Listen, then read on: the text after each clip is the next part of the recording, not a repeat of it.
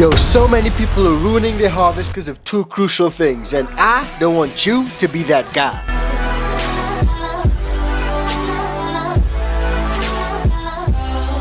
Yes guys, we're back and we're hanging out in the studio with you guys, so smash that like, let us know what you think of the new studio setup. But today we're talking a really important thing, and a lot of people have been messing up their harvest when it comes to two crucial stages, guys. Two crucial stages, and these go hand in hand. And I don't want you to mess your harvest up, because I know after working for a number of months to finally harvest your flower and not get a nice harvest, you're probably going to feel like it was all a waste. You should probably just hit up the dispo again, because this stuff just ain't worth it. And I don't want you to feel that way, because I can tell you guys, homegrown is chef's kiss, the cream of the crop. Now, how we're going to break down today's episode is that we're actually going to give you guys 6 tips. 3 tips for each stage. 3 tips when it comes to the dry, and 3 tips when it comes to the cure. And to prove to you guys that we ain't playing around, I actually literally just harvested a couple plants a couple weeks ago. So we got these dried up and ready, but we also got some that we're going to chop down pretty soon. I actually got the LSD clips on this and everything. I don't know if you guys can see it peeking through there, but this has been drying for about 2 weeks now. Now, all that said, let me give you guys 3 tips when it comes to the dry. Now, these are my 3 tips, and I want to find out what is you guys' 3 tips. So drop your tips in the comments below, because you might help someone else out. Now, first off is slow drying in a controlled environment, and you really need to control that environment. And when I'm talking controlled environment, I mean absolute optimal condition, guys. You definitely want to dry your flower in a cool, dark room. Usually I use a spare bathroom or a spare tent, but I know a lot of home gardeners are tight for space, so if you're in that type of situation, you can grab a large box or something like that and hang your flowers in there. I actually got a video where I broke down how I did that when I didn't have any space either. Now, you want to dry in a nice, cool, dark room with a temperature range of about 60 to 70 degrees Fahrenheit. That's about 15 to 21 degrees Celsius, give or take, and you want to aim for a relative humidity or RH of around 50 to 60%. Now, I know you just harvested, you really want to sample your stuff, but the truth is, guys, a slow dry really helps to preserve those terps, and it contributes to an overall better flavor and taste. Now, when it comes to your environment, you also want to make sure that it's in a dark place. You want to hang it in a cool, dark place and avoid direct light. So if you're using a bathroom, for instance, you want to pay attention. So if you got a window and there's light coming through that window, you don't want that light to be hitting your flowers during the daytime. For me, I've used old closets and cabinets, and that way I know I don't have to worry about any light coming through. Whenever I did dry in an open room, I usually had to board up the windows or put some blackout curtains so that no light gets in. Now, light and heat can degrade your terps and cannabinoids, and you don't want that to happen, so make sure you keep it out of the light and it's a nice, cool, dark spot. Now, the second tip when it comes to the dry for me personally is that I like to cut the plant down at the base and hang everything. I leave all the leaves on there. As you guys can see, we got tons of leaves on here, but what that's going to do is really help to slow the dry down. That'll also preserve a lot of those trikes, and I like to call them little bud blankets, because the sugar leaves literally curl up around the flower, and in that way it actually protects the flower. The flower, after all, is the crown jewel, right? Now, in my experience, what cutting the plant down at the base really helps to do is slow down that overall dry, because the moisture has to leave the entire plant rather than leaving individual branches. It just dries a lot slower, but also it helps it to dry a lot more evenly, and that's really important. An even dry can really improve your final product. Now, when you do cut the whole plant down at the base, you would notice that the plant actually shrinks in and sort of comes together. So where the plant may have been a wider plant, when you cut it down, hang it, and it begins to dry,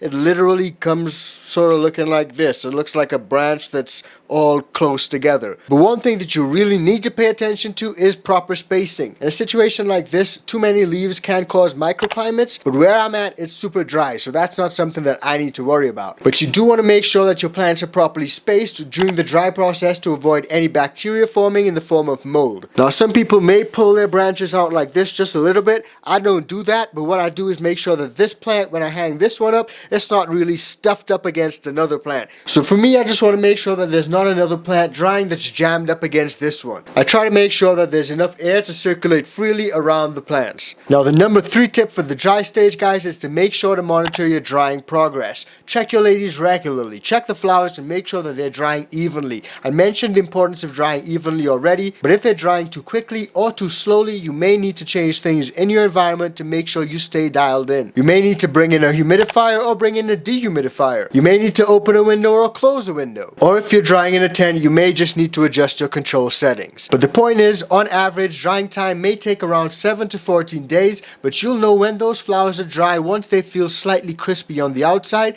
but still have a little bit of moisture left on the inside. Now, a lot of people swear by the branch snap technique, but that's not necessarily something that I pay a lot of attention to. But if you do go that route, you want the branches to bend, not break. If you wait for the branch to snap and break off completely, you're probably going to end up with over dry flower, and you've lost a lot of your terps. And plus, your stuff's probably going to smell like hay. So that right there is the bonus tip, guys. Avoid over drying. Over drying can cause a loss of flavor and potency, but also be really mindful of your environment. If you're in a place that's really humid, for instance somewhere down south, then in that situation you may need a slightly different drying process in terms of the environmental conditions than someone who's drying in, say, Colorado, where it's cold and dry. Now, we got 3 more great suggestions when it comes to the cure stage, but something that can mess up your harvest no matter what is the genetics. So make sure you get some good genetics, and that's where the iCan VIP Bean Club comes in. We're always hooking you guys up with fire genetics, and mailboxes are always burning down.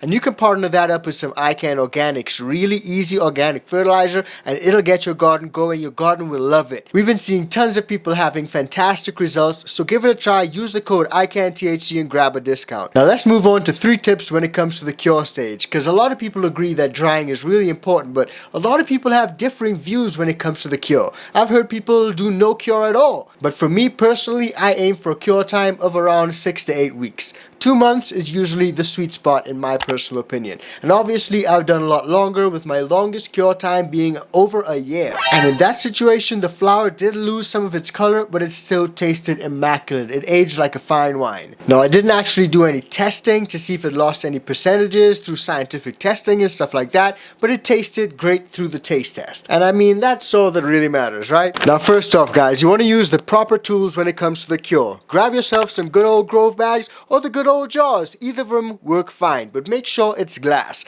Personally, I prefer to stay away from stuff like plastic. I've seen people use plastic kitchen containers, but for me, I just had best results using glass or Grove. Now that doubles into your storage, because after drying, you want to place your flowers in airtight containers. Like I said, glass mason jars are ideal, but you can also use those Grove bags. But the point is that those are the best materials for preserving your terps and preventing moisture from being trapped inside any plastic. I've seen instances where flowers not dried properly and stuff started to sweat, and that's not good for your flower. I've seen people end up with mold after the dry phase, which is crazy because their whole harvest is now ruined. And now you also don't want to overfill the jars. So what I did here, I stuffed this jar filled, but you don't want to stuff it filled. You can do about 70 or 80%. Fill it up to about here, so there's a little bit of air in there for it to breathe. And what that does is that it also promotes even curing. Now, if you're running in jars, something else that you want to do is for the first couple weeks, pop open the jars to allow those jars to burp and breathe. For the first week at minimum, I will burp my jars,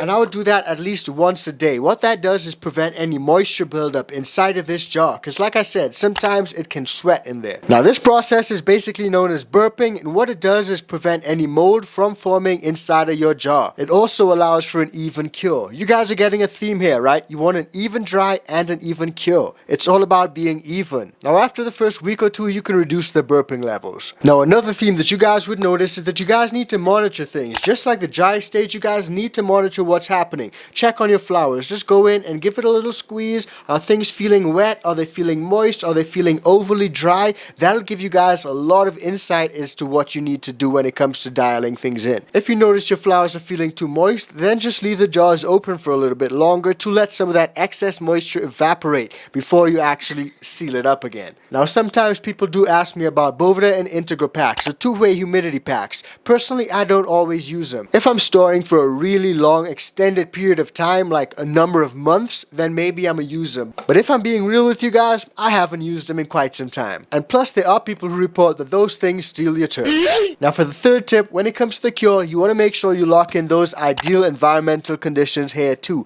The ideal conditions: keep your jars in a cool, dark place. Just like the dry stage, light and heat will degrade your your terps. Pop them in a place that has relatively low humidity. Not overly low, but I'm talking around 55 to 65%, if you can get away with that. Now also, people pop these little hygrometers into their jars, and these things come in handy to help monitor your RH and temps in there. This one is obviously died, needs some new batteries, but people literally just pop them directly into their jars. Now, bonus tip for the cure, guys, is that patience pays off. Even though your flower can be consumed right after drying or within a few days of curing, the best flavor and taste usually develops over time. Give it a couple weeks at the very least, even a little longer if you can, and that way you'll get the best out of your harvest. Now, what that does is really allow those chemical reactions to break down any chlorophyll and other compounds that are in here, resulting in a smoother and more flavorful experience. As a rule of thumb, for me personally, the longer the cure, the better the final product in terms of taste, smoothness, and aroma. May not always be bag appeal, but definitely in terms of smoothness, taste, and aroma. Now, by implementing some of those techniques in your process, you'll be able to improve your harvest tenfold,